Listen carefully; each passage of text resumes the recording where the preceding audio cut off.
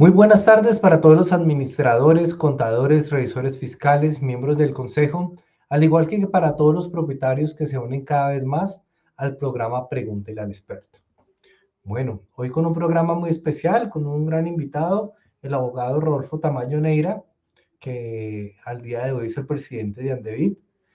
Y lo invité especialmente porque quiero que hablemos sobre un tema que últimamente en la propiedad horizontal ha venido generando algún tipo de controversia y también ha hecho que muchas de las copropiedades empiecen a entrar en duda relacionado al tema de la seguridad privada y la contratación de seguridad privada en Colombia.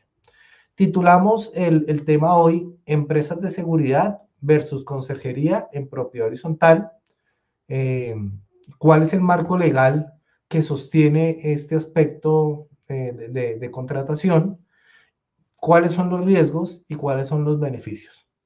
Entonces, doctor Rodolfo, bienvenido. Gracias por aceptar la invitación de la revista Propiedad Horizontal en este tema tan crucial, teniendo en cuenta que después de las asambleas muchos de los contratos de vigilancia se renuevan o se entran a contratar a nuevas empresas que ofrecen este servicio. Gracias por estar con nosotros hoy y cuéntenos, empresas de seguridad versus conserjería en propiedad horizontal. Claro que sí, Juan Roberto, muchas gracias por la invitación y a todo el público un cordial saludo. Reitero, mi nombre es Rodolfo Tamayo Neira, soy empresario de seguridad privada y presidente de la Asociación Nacional de Empresas de Vigilancia y Seguridad Privada, ANDEVIP, la agremiación más antigua y representativa de nuestro país, que trabajamos por la defensa de la pequeña y mediana empresa. Bueno, sí, realmente ese es un tema muy importante, es un tema muy sensible por estos días. Sobre todo vamos a enmarcarnos desde la pospandemia, que fue cuando más ha empezado a proliferar este tipo de servicios, sobre pretexto de reducir costos, sobre pretexto de que la vida está muy cara, sobre pretexto de la inflación. Bueno, todos los parámetros que ya todos conocemos. Y me parece muy oportuno. En este momento, las empresas de vigilancia y seguridad privada contamos con una regulación muy robusta, muy rigurosa por parte del Estado. Recordemos que una empresa de vigilancia y seguridad privada debe obtener, previo cumplimiento de algunos requisitos, una licencia por parte del Estado, lo cual está regulado por el Ministerio de Defensa Nacional por intermedio de su entidad adscrita, que es la Superintendencia de Vigilancia y Seguridad Privada. Esta entidad es la que está pendiente de que las empresas a las cuales les han otorgado este permiso de Estado cumplan con sus labores, presten un servicio de calidad a sus usuarios y esencialmente que podamos ejecutar labores de vigilancia y seguridad privada, porque es que ahí es donde está el punto clave.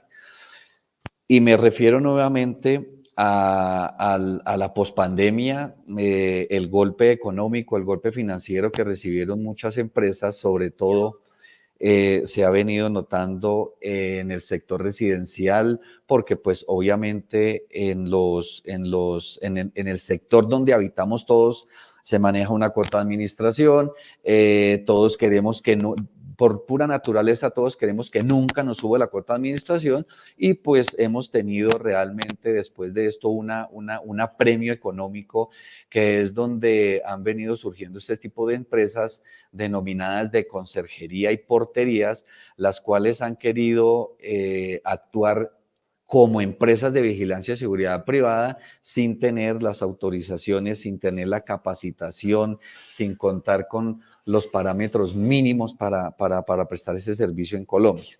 Nosotros, las empresas de vigilancia y seguridad privada, contamos con un estatuto de vigilancia y seguridad privada, el cual debemos estar cumpliendo pues de manera permanente. A las empresas de conserjería y porterías pues no las rige nadie, no las autoriza nadie, no las controla nadie. Y es por eso que se presenta esta figura muy conveniente para algunas comunidades, reitero, sobre pretexto de bajar costos. Realmente yo quiero referirme a cuál es ese efecto. Aparece en este momento la ley 2101 del año 2021, la cual ordena la reducción gradual de la jornada laboral en Colombia. ¿Y eso a qué equivale? A que el Ministerio de Defensa Nacional expida un decreto que también ordene la actualización de la tarifa durante cada 15 de julio del año 2023, al año 2026. Recordemos que la ley 2101 ordena la reducción de a partir del 15 de julio del año 2023, se debe reducir la jornada ordinaria en 1 hora, a partir del 15 de julio de este año en otra hora, a partir del 15 de julio de 2025 se debe reducir en 2 horas y finalmente el 15 de julio del año 2026 se reduce las últimas 2 horas para que finalmente a partir de dicha fecha quedemos con una jornada ordinaria de 42 horas. Este tema guarda una relación muy unida al tema de las tarifas de vigilancia y seguridad privada, porque pues cada 15 de julio se van a venir también experimentando unos ajustes, es decir que para el entendimiento normal, el 1 de enero de cada año las empresas deben reajustar el precio en lo que el salario mínimo reajuste por ley, y a partir del 15 de julio se ajusta la cantidad de salarios mínimos sobre la cual se basa la liquidación de la tarifa mínima para los servicios de vigilancia y seguridad en Colombia. Pero ¿cuál es el objetivo de ese ajuste?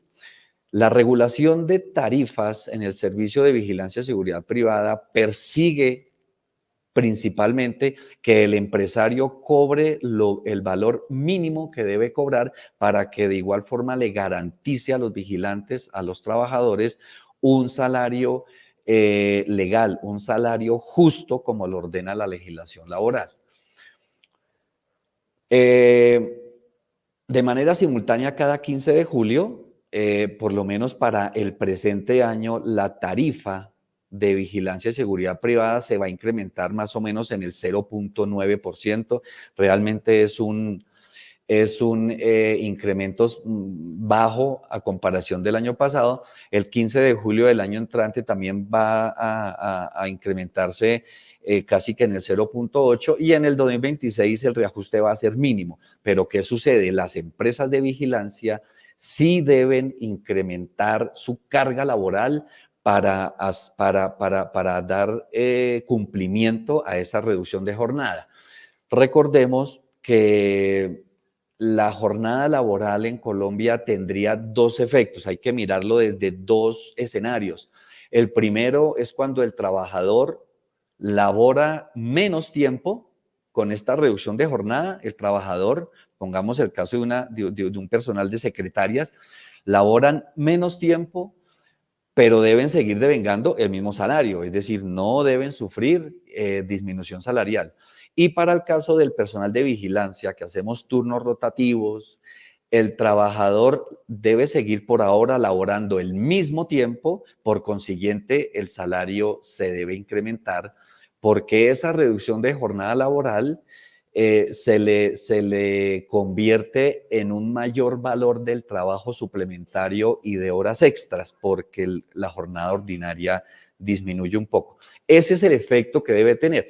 Entonces, ¿qué sucede? Con esto, con estas actualizaciones, con estos ajustes, con la aplicación de esta ley de jornada laboral ordinaria en Colombia, pues estas empresas de conserjería han venido apareciendo para presentarse como una solución a los usuarios, sobre pretexto, les reitero, de disminuir costos, lo cual guarda un efecto muy nocivo de manera oculta, pero que los usuarios, algunos no se dan cuenta, algunos no lo entienden y otros entendiéndolo se prestan para este tipo de situaciones.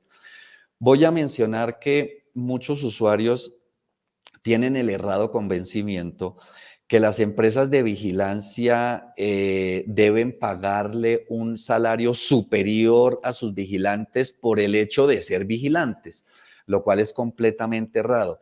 El vigilante gana su salario más alto que cualquier otro trabajador en Colombia que se dedique a otra labor, porque su salario está constituido por el salario básico, el salario ordinario, más todo lo que acumula por el trabajo suplementario. Entendamos que el trabajo suplementario está conformado por el trabajo en horas extras, recargos dominicales, recargos festivos, recargos nocturnos, horas extras ordinarias diurnas y nocturnas, horas extras ordinarias, festivas diurnas y nocturnas. Todo este cúmulo de beneficios cuando un trabajador debe trabajar más de la jornada ordinaria es lo que le permite que un vigilante que trabaja, suponiendo el caso, para un puesto en 24 horas que se deben adjudicar 3 hombres para que se cumpla con la jornada máxima laboral en Colombia,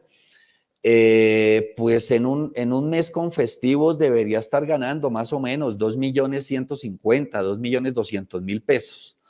Pero yo quiero hacer claridad en un asunto, no gana ese dinero por el hecho de ser vigilante, gana ese dinero por el hecho de trabajar más de la jornada ordinaria.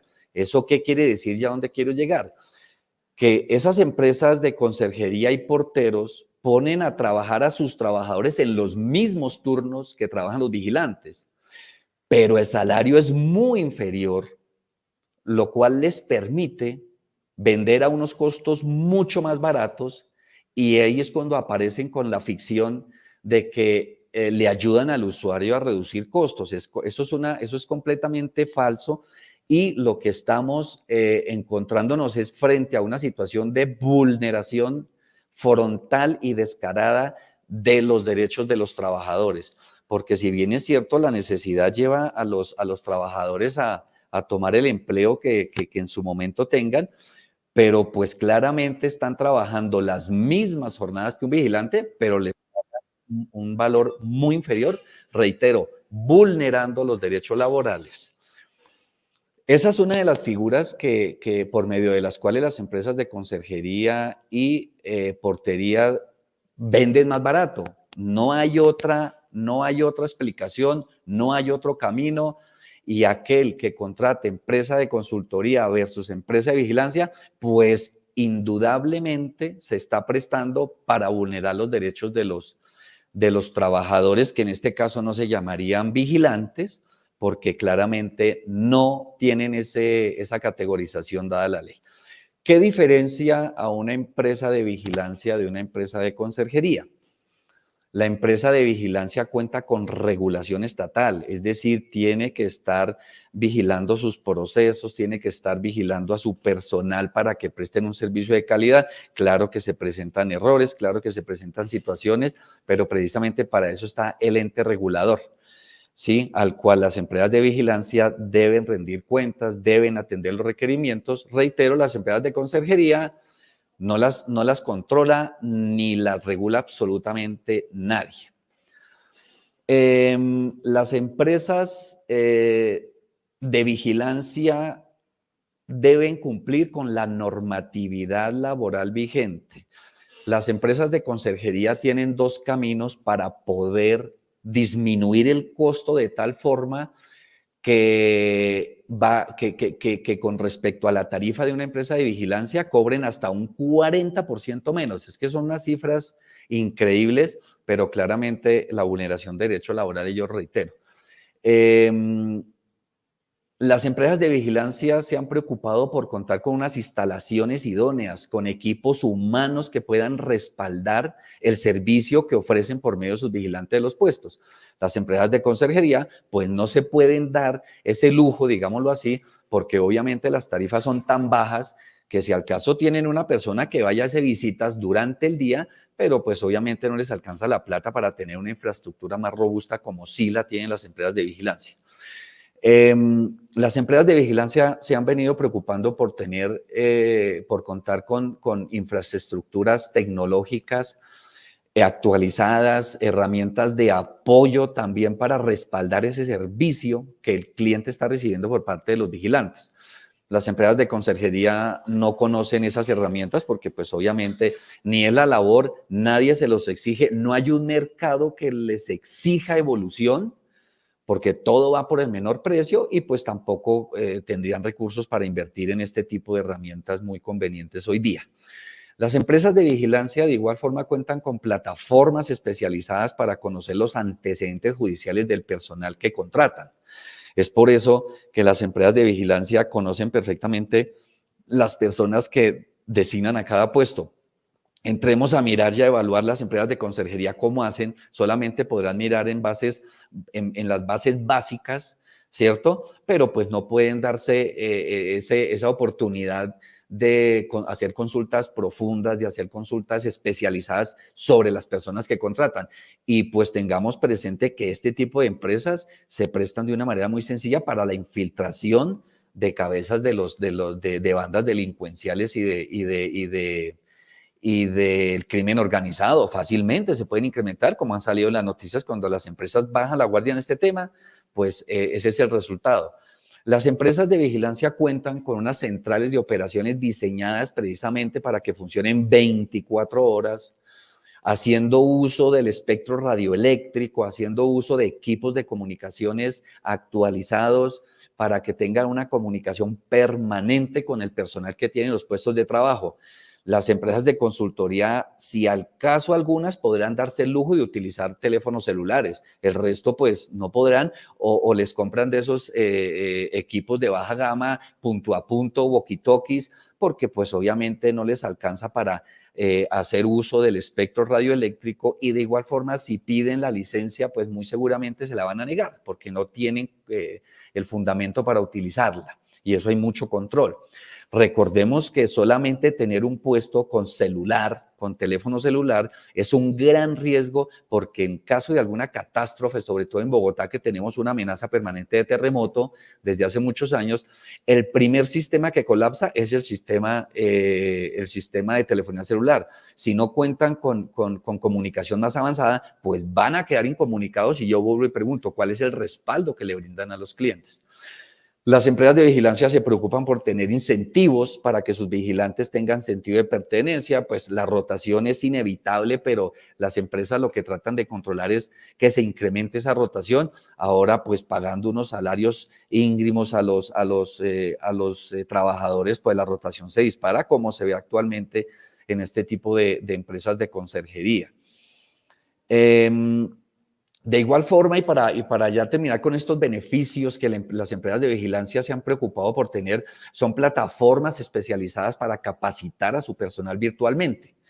Entonces, se puede garantizar unos programas de capacitación permanentes sobre varios temas de actualidad en el puesto de trabajo, consignas, manejo de clientes, etcétera. Pues yo invito a que los usuarios de las empresas de conserjería y porterías verifiquen a ver si cuentan con estas herramientas. De otro lado, los vigilantes deben recibir unas capacitaciones especializadas en unas entidades controladas por el Estado, como son las academias. Yo les recuerdo que la empresa de vigilancia no le brinda la capacitación básica a los vigilantes, no puede hacerlo porque precisamente el Estado busca profesionalizar cada vez esta actividad. En las empresas de conserjería, pues va el dueño de la empresa y de lo que se acuerde les capacita, les cuenta, pero no es un tema especializado. Recordemos que por el solo hecho de que una persona, llamémoslo conserje, portero o lo que sea, ya le pregunte y le impida el paso a alguien, le diga usted para dónde va, usted de dónde viene, muéstreme lo que lleva, eso ya son labores de vigilancia y seguridad privada, porque ese es otro disfraz que están utilizando para legalizar, más o menos. Hay un concepto del DANE que habla de estas actividades, pero eso no es ninguna licencia de funcionamiento ni es una autorización estatal. ¿Sí? En este aspecto, analizándolo desde los pros y los contras, las empresas de vigilancia cuentan con unas pólizas robustas para garantizar cuando el servicio de vigilancia falla. Esas pólizas nunca se las brindarán a una empresa de conserjería ni de portería, nunca, ¿Por qué? Pues porque no tienen licencia de funcionamiento, que es el requisito sine qua non para que las aseguradoras les proporcionen esos amparos que pueden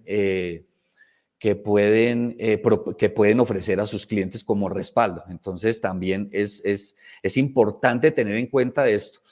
Desde la óptica, nuevamente, de los salarios, insisto en que un portero, trabajando el mismo tiempo que trabaja un vigilante, tendría que ganar exactamente lo mismo. Yo reitero eso porque ahí es donde está el factor donde las empresas de conserjería y portería disminuyen tanto sus costos que venden a unos precios muy bajos, prestándose para explotación laboral de manera directa, y yo lo reitero porque ese es el mayor efecto que sucede. Ahora miremos otro tema.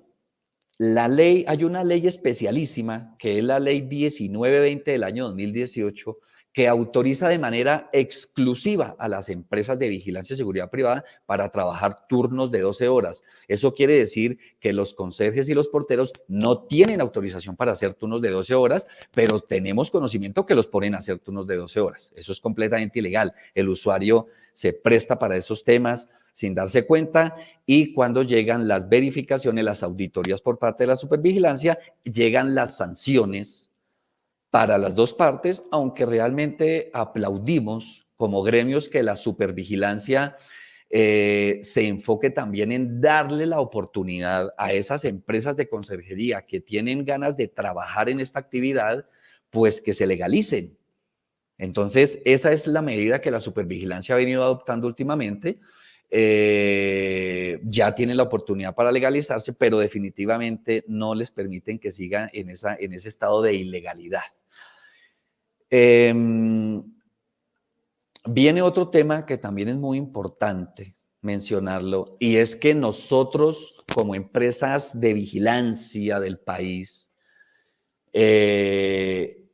contamos con una base gravable especial para liquidar el IVA. En palabras sencillas, ¿qué quiere decir?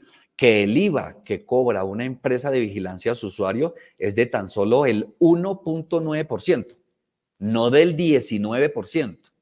Las empresas de conserjería y portería no tienen ese beneficio. Ellos tienen que cobrar el IVA sobre el 19% del valor total. Pero ¿qué sucede? También hemos detectado que disfrazan esos contratos con otras figuras para evadir el impuesto del IVA. Entonces, el usuario también se está involucrando en esa figura, que es muy grave porque pues ya sabemos que estamos frente a impuestos nacionales, y de igual forma pasa con el ICA, con el impuesto de uso de comercio. Las empresas de vigilancia tienen un ICA, por ejemplo, aquí para la Sabana, para Bogotá, solamente para la ciudad de Bogotá, el ICA corresponde al 13.8 por mil del 10% del valor del servicio. El ICA de las empresas de conserjería y portería es también del 13.8 por mil, pero sobre el total. Yo invito a los usuarios de esas empresas a que hagan esas cuentas y verifiquen por qué es que les sale tan barato ese servicio, porque el atropello es transversal, el atropello es hacia todos los sentidos, tanto privados contra también con el Estado. Es un tema muy peligroso. Entonces, en términos generales, las empresas de vigilancia cuentan con un respaldo estatal, cuentan con un trabajo permanente de profesionalización, de actualización, de mejora permanente, de mejora continua, de tener unos sistemas de gestión integrados cumpliendo estándares de varias normas nacionales e internacionales, es decir, se preocupan por respaldar su servicio. Las empresas de conserjería, yo me atrevo a compararlas exactamente como funcionaban las empresas de vigilancia hace 30 años. Es decir, contratando una empresa de conserjería, nos estamos retrocediendo 30 años atrás, cuando no existía control, cuando no existían pólizas para hurtos, cuando no existía superintendencia de vigilancia, cuando no existía reglamentación. Recordemos que las empresas de vigilancia no pueden utilizar el uniforme que quieran, es el que el Estado les autorice. Así las cosas, un conserje o un portero pues puede prestar su servicio de civil. ¿Quién le puede impedir si es que no tiene reglamentación? Entonces, hasta aquí dejo estos parámetros que sirven que sirven de reflexión y que conozcamos realmente la ley, porque desafortunadamente, y reitero, sobre texto de que la vida está cara, sobre texto de que hay que bajar costos, sobre texto de que es que los consejos de administración analizaron con su administración, analizaron un presupuesto, pero como no lo supieron explicar, como no supieron también mostrar la rigurosidad de la norma, entonces sencillamente la asamblea autoriza un valor menor. Eso, yo que tengo experiencia en ese campo, me parece absolutamente absurdo.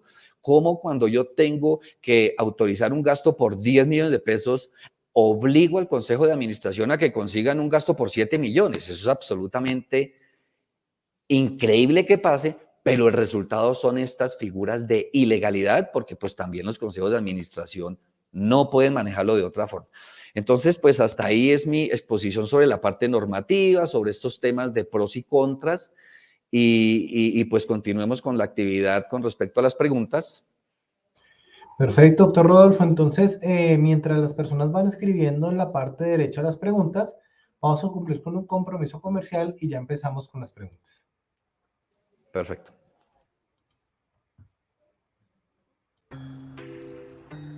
Soy Fabián Burgos, ingeniero electrónico, gerente de operaciones de la compañía Innovas Elevators. Acá les muestro lo que hacemos. Este es su equipo de elevación. Este es el cuarto de máquinas donde nuestro personal trabaja para usted, donde hacemos las reparaciones y los trabajos para su servicio. Somos especialistas en seguridad industrial y especialistas técnicos con más de 7 años de experiencia en el mercado colombiano. No duden en contactarnos para sus ascensores nuevos, puertas automáticas, sistemas de control de acceso y rampas automáticas. Tenemos en la parte superior un link en el que un grupo de comerciales estará a su servicio. Innovas Elevators, la mejor opción en equipos de elevación y puertas automáticas. Bueno, perfecto. Entonces, todas las personas que emiten servicios relacionados con ascensores, escaleras eléctricas o puertas mecánicas, simplemente en la parte de arriba hay un banner, dan clic y un asesor de Innovas Elevators los va a atender. Bueno, vamos a comenzar con las preguntas y la primera la hace Oscar Pulido. ¿La Superintendencia de Vigilancia Privada puede dar reconocimiento a una empresa de conserjería que demuestre una buena trayectoria y seriedad en la prestación del servicio?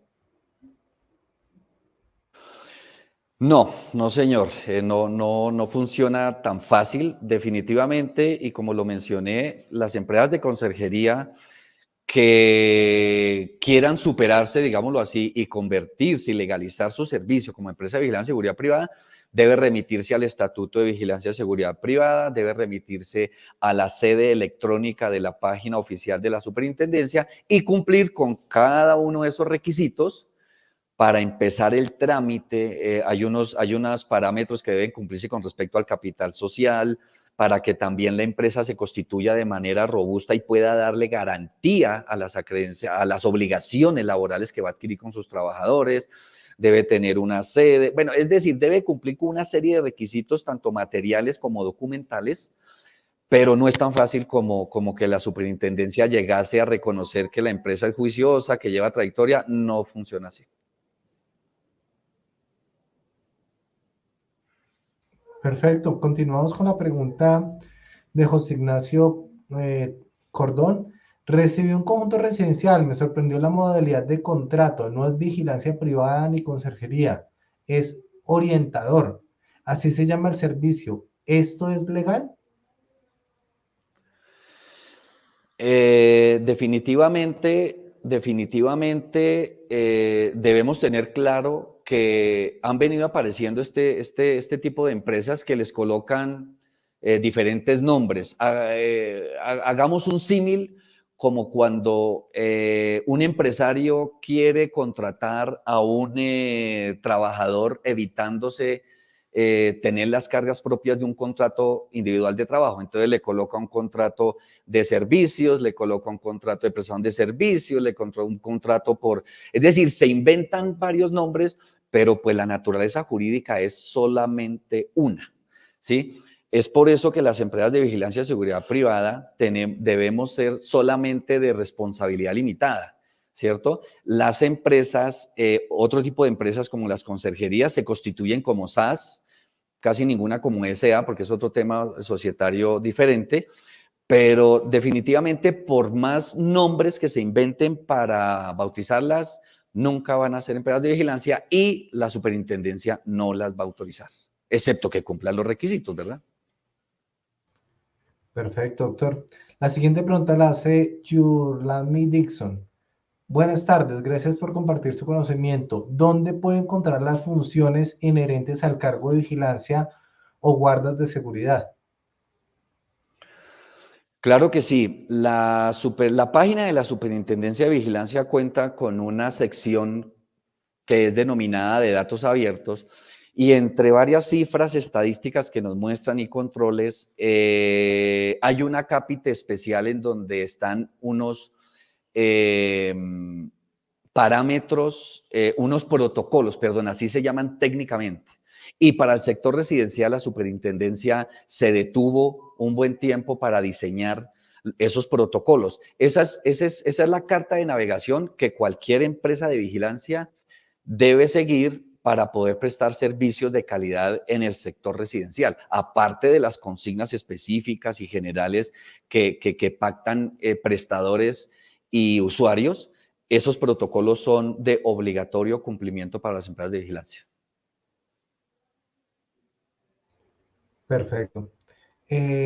Claudia Andrea Ríos pregunta, me gustaría saber cuál es la tarifa mínima, pues debido a esa palabra muchas veces no se cumple con lo estipulado en el CST y no se les paga las horas extras o a cambio de esto pagan bonificación. Correcto, me parece una pregunta muy importante. La tarifa mínima, recordemos que la regulación de tarifas mínimas, la que estaba en vigencia hasta el año pasado, era el decreto 4950 del año 2007. Esa tarifa estipula una estructura basada en salarios mínimos. En este momento ya hay una actualización por medio del decreto 1561 del año 2022, en donde durante este primer semestre la tarifa para el sector residencial está conformada por los siguientes parámetros.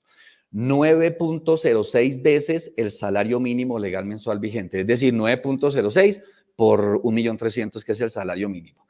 A eso le sumamos el seguro de vida del personal, que está más o menos entre 2.000 a 3.000 pesos por persona, pongámosle 6.000 pesos mensuales, y a ese resultado le sacamos el 10% y lo adicionamos, que corresponde a los gastos de administración y supervisión de la empresa de vigilancia. Es decir, ese 10% es para que la empresa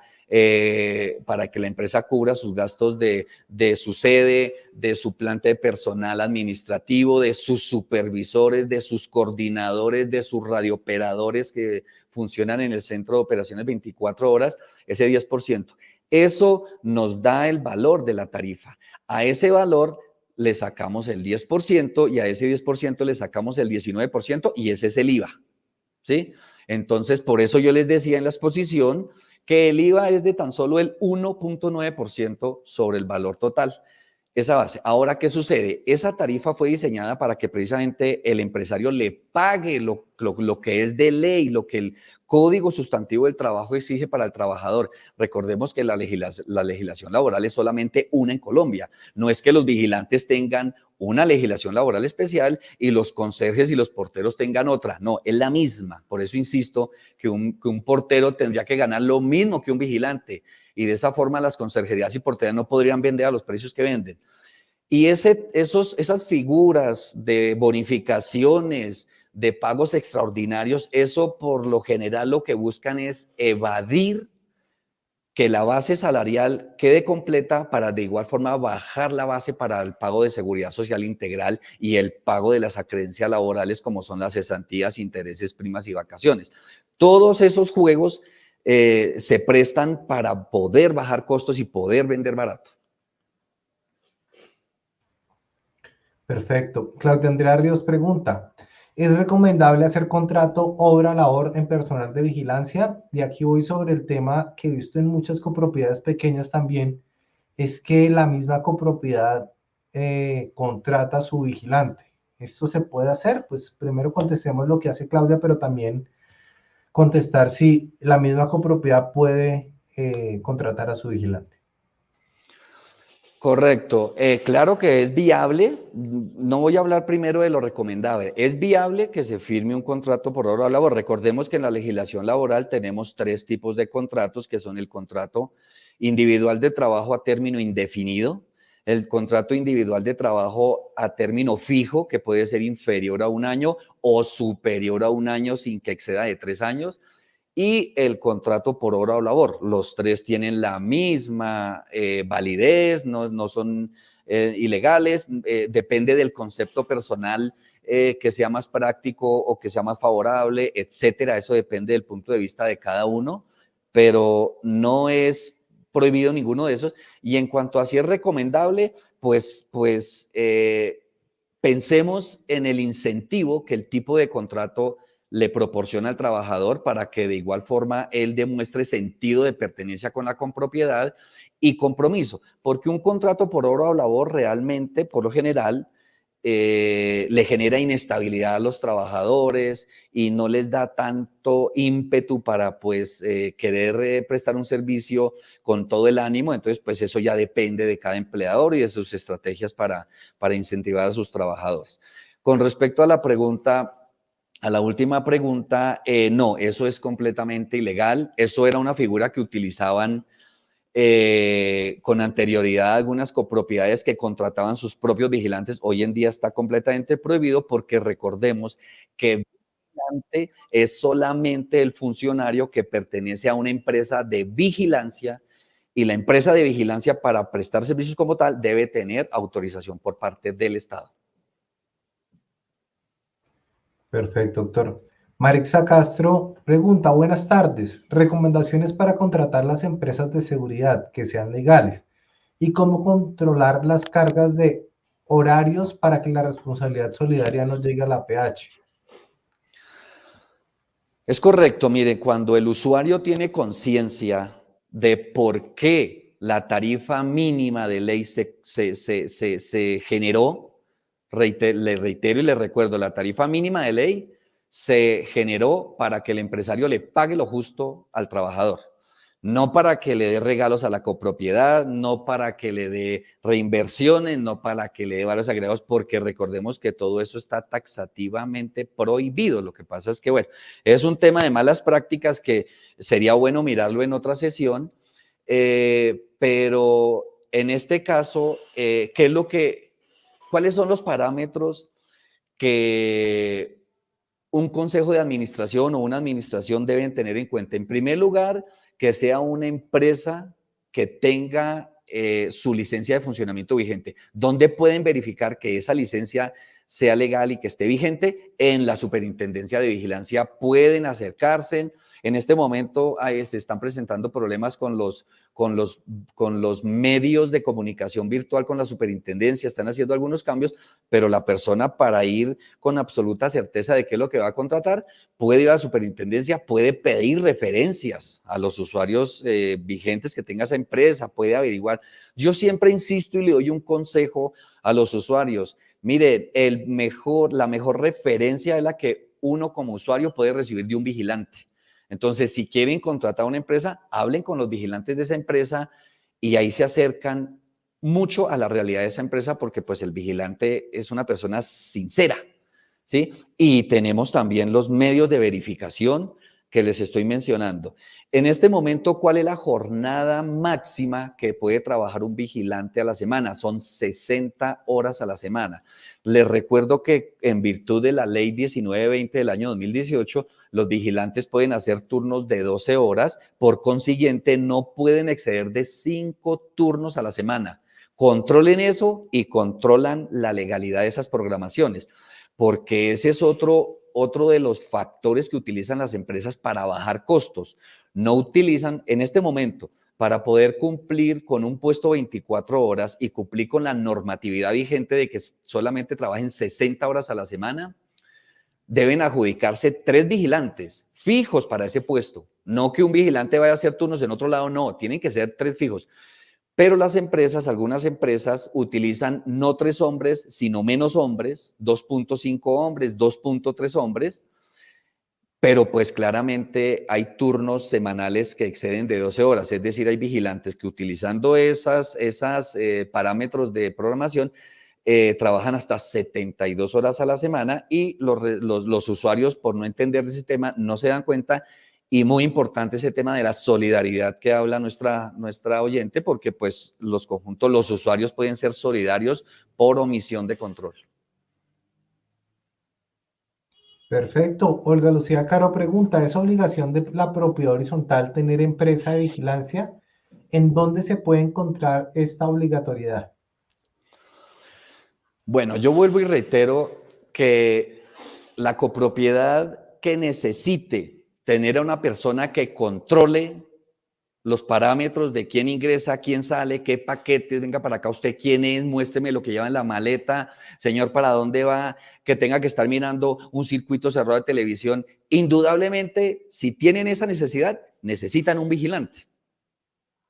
Si solamente requieren de una persona que abra y cierre la puerta y no le pregunte nada a nadie ni controle nada, pues pueden contratar una empresa de conserjería y de portería, porque pues es una persona que no va a ejecutar actividades de vigilancia. ¿Por qué? Pues porque no tiene las facultades ni tiene el permiso. Entonces, esa es la diferenciación.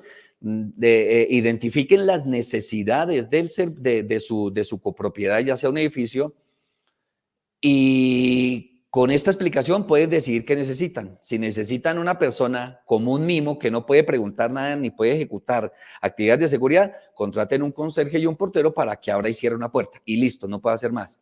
Pero si necesita una persona que controle un ingreso, que controle unas cámaras, que tenga un respaldo de pólizas detrás de él, que tenga un respaldo, un equipo humano que mire permanentemente lo que está haciendo, entonces necesita, es una empresa de vigilancia. Perfecto, doctor. El problema es que la copropiedad solidaria y cualquier demanda, el conjunto entraría a pagar. Entonces, doctor, yo creo que acá es bueno hablar un poco más sobre la solidaridad cuando yo tengo una empresa de vigilancia y la solidaridad cuando tengo una empresa de conserjería o yo mismo contrato un vigilante. Entonces, la carga de la responsabilidad de la solidaridad por los hechos, ¿hacia quién iría? Digamos, sobre todo con el vigilante. Por ejemplo, cuando hay un tema de solidaridad ante la empleada de una empresa de consejería, ¿yo entraría a tener más riesgo o entro a tener más riesgo cuando el vigilante de una empresa de seguridad avalada por la Superintendencia de Vigilancia tendría más riesgo yo en la solidaridad? ¿En qué caso tendría más riesgo la copropiedad? Esa es la pregunta como que quiero que veo que los administradores tienen. ¿Con cuál tengo yo más riesgo? En temas de Correcto. solidaridad laboral, de riesgos laborales, todo este tema. Perfecto, me parece muy oportuna. Enfoquémonos en 2 escenarios.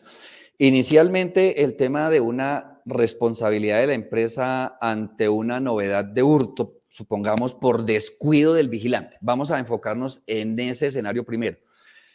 El usuario en ese escenario, cuando tiene a una empresa de vigilancia legalmente constituida y la tiene contratada, pues el usuario tiene a quién reclamarle. La empresa puede presentarle la póliza o la empresa con sus propios recursos dice, venga, sí, nosotros cometimos el error, lo resarcimos, negociemos. Es decir, la empresa de vigilancia, dependiendo de su robustez, no se le va a desaparecer de la noche a la mañana al usuario que está reclamando por un hecho. Sí, porque la empresa de vigilancia debe estar constituida para que, con una estabilidad dentro del sitio donde va a prestar el servicio para que la supervigilancia le autorice. Entonces, en ese caso, el usuario tiene a quien reclamarle, ¿cierto? Pero pongámonos el escenario de una empresa que no tiene control, que nadie la controla, que nadie la vigila, que no tiene respaldos de amparos por pólizas, absolutamente nada, y estamos en el escenario de un robo.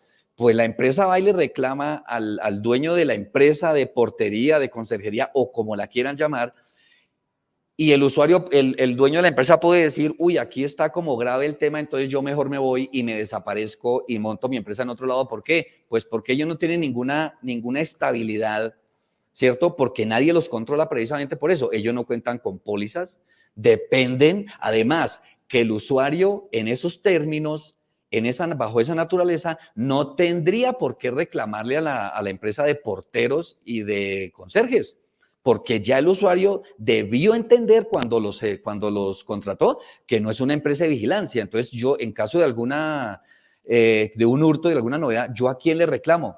Si las empresas de conserjería no responden por nada porque no pueden ejecutar actividades de seguridad. Eso es clave que lo entiendan, ¿verdad? Ahora vámonos al segundo escenario, que es la solidaridad. El vigilante, es decir, el trabajador de una empresa de vigilancia, demanda a la empresa de vigilancia porque no le pagó sus acreencias laborales, y el abogado, el apoderado de ese vigilante, solidariamente demanda la copropiedad. ¿Cuál es la recomendación?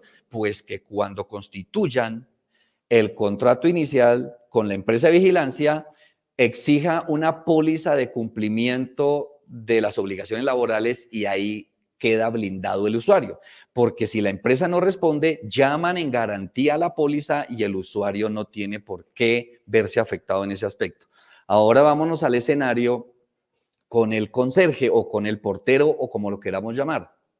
Perdón. Indudablemente esas demandas están al orden del día porque, les reitero, la vulneración laboral es descarada y permanente. Entonces, esas demandas son un riesgo permanente para los usuarios. Vayan y hagan la prueba a ver si esa empresa de portería o conserjería les constituye pólizas que le amparen las obligaciones laborales. Miremos a ver si las aseguradoras se las proporcionan y si ellos con el presupuesto que tienen las pueden comprar. Ese es el primer riesgo. Y en segundo lugar, pues yo les insisto en que una empresa que no está cumpliendo con una actividad legal no es estable. Entonces pueda que hoy la consigan y la encuentren en un sitio para contratarla, pero en un año no sabemos si sigue estando ahí, y cuando tiene alguna necesidad de reclamación muy seguramente no la van a encontrar porque no tienen ningunos parámetros de seguimiento estatal. Perfecto. Había otra pregunta.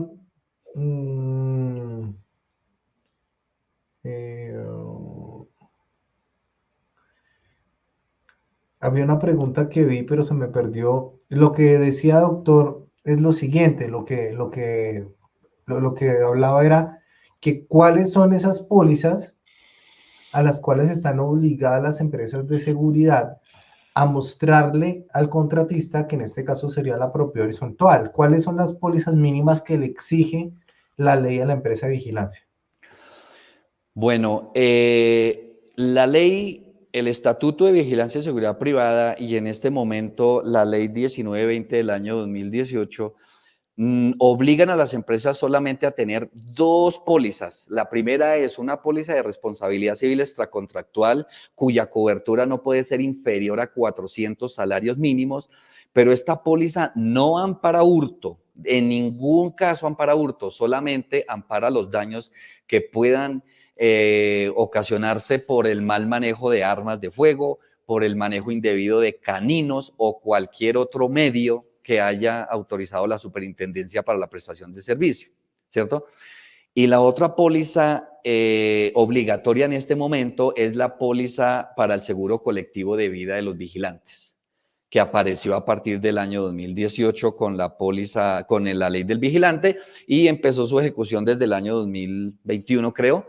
Es la póliza colectiva para el seguro de vida, que debe cumplir con algunos parámetros especiales, pero no hay más pólizas obligatorias. ¿Qué es lo que sucede? Que ya dependiendo del conocimiento de los usuarios, cuando van a contratar a la empresa, le exigen, y es mi recomendación, exigir póliza que garantice el cumplimiento del objeto contractual, póliza que garantice el cumplimiento de las obligaciones laborales que tiene la empresa con los vigilantes.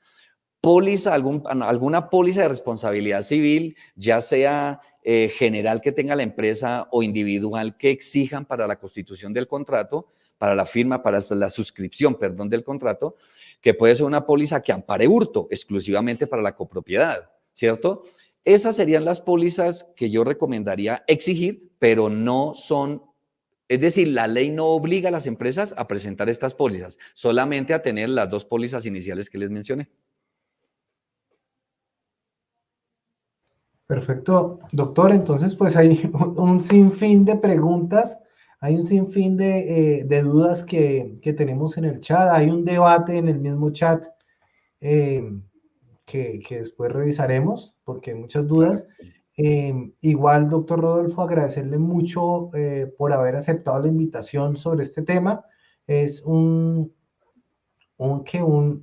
pregunta que está llegando diariamente a la revista Propiedad Horizontal sobre este tema de la dualidad y sobre todo lo visto en este último año y medio, estos últimos 2 años, es de la empresa Vigilancia y la empresa de conserjería.